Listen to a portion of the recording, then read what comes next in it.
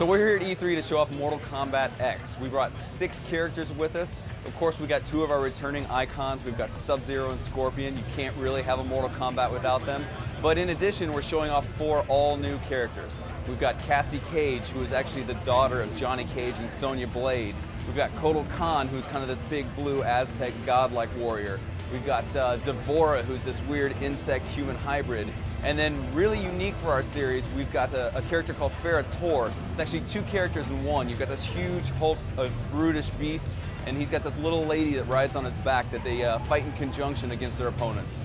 Murderer. I tire of maintaining our innocence. I will relieve you of your burden. So we're introducing 2 new features with Mortal Kombat X.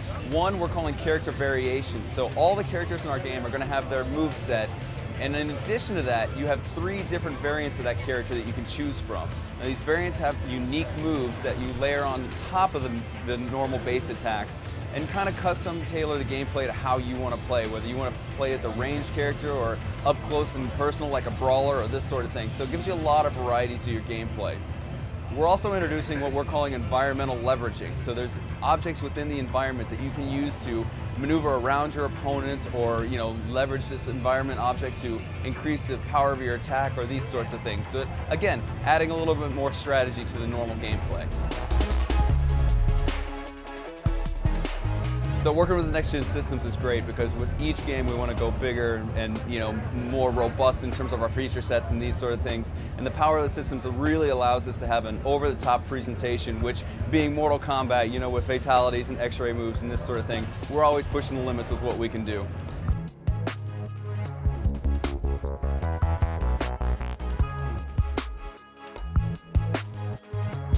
My personal favorite thing about working on Mortal Kombat, I would have to say it's probably the fact that I used to play Mortal Kombat in the arcades when I was a lot younger. Now getting to be a part of this team, making these great games and putting them out there in the world is a pretty unique experience.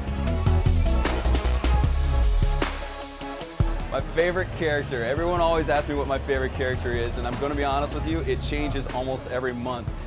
Sub-Zero, he's kind of my classic character, but in the current build of the game that we brought here to E3, I would have to say I've been playing Devora the most.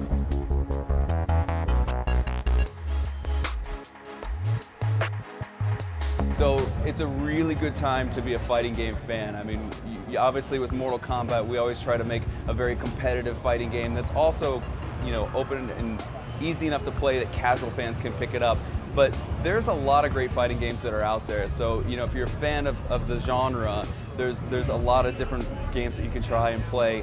It's good for us as developers because there's a high bar that we have to hit so that we stay competitive in the marketplace and, put something out there that people enjoy and have fun with. So people often ask us how we come up with all the fatalities.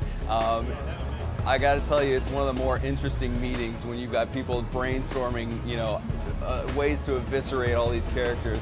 There are some ideas every now and then that we say maybe we've taken a little too far, but yeah, it's a collaborative process. Obviously, like anybody's welcome at the studio to pitch an idea, and then we kind of feed off each other and iterate from there. So Mortal Kombat's been popular for a number of years, and I think part of the reason that we've lasted is, in addition to having really cool, iconic characters with unique storylines and this sort of thing, we also as a studio try to pack as much content onto the disc as we possibly can. So we like to give our players a lot of options and things that they can do outside of just the normal 1v1 fighting. So we also listen to our fans' feedback, and we try to take into account things that they like and whatnot and really tailor the experience and pay homage to our players.